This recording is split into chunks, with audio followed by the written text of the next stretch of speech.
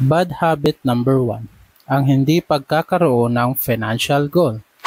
Isa sa mga malaking pinagkaiba ng mga taong may narating sa buhay kumpara sa mga ordinaryong tao ay ang kanilang mga habit.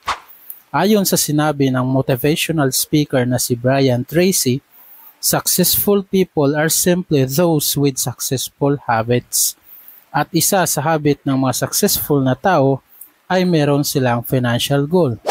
Ginagawa nila ito para meron silang roadmap sa kanilang finances. Dahil ang mangyayari kung wala kang financial goal ay mawawalan ka rin ng magandang plano sa iyong pera. Hindi ka intentional at motivated sa iyong mga ginagawa. At hindi mo alam kung ano ang iyong priority. Kaya ang nangyayari ay sa tuwing darating ang iyong sahod, hindi ka gumagawa ng budget. Bibili ka kaagad ng mga bagay na sa tingin mo ay mahalaga at kailangan mo. Yes! Pero hindi mo pala magagamit sa hinaharap at pagkatapos ng isang buwan, ubos na lahat ng iyong income. At gagawin mo ulit ang ganitong routine sa susunod na buwan. Hanggang sa magiging habit mo na ito. Oh yes! Pero payag ka ba na meron ka ng ganitong habit?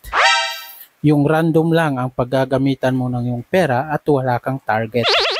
Sasabihin ko ulit na lahat ng bagay na nangyayari sa atin ay bunga lang ng ating mga habit. Kung matagal ka nang nagtatrabaho at hanggang ngayon ay wala ka pa ring ipon, yan ay resulta lang ng hindi pagkakaroon ng financial goal. So kung gusto mong magbago ang iyong buhay in the future, Yes! baguhin mo ang iyong habit. Magsimula ka sa paggawa ng iyong financial goal. Tanungin mo ang iyong sarili kung ano ang gusto mong makamit. 1 year from now, 5 years from now, o 10 years from now. Anong sasakyan ang gusto mong imaneho?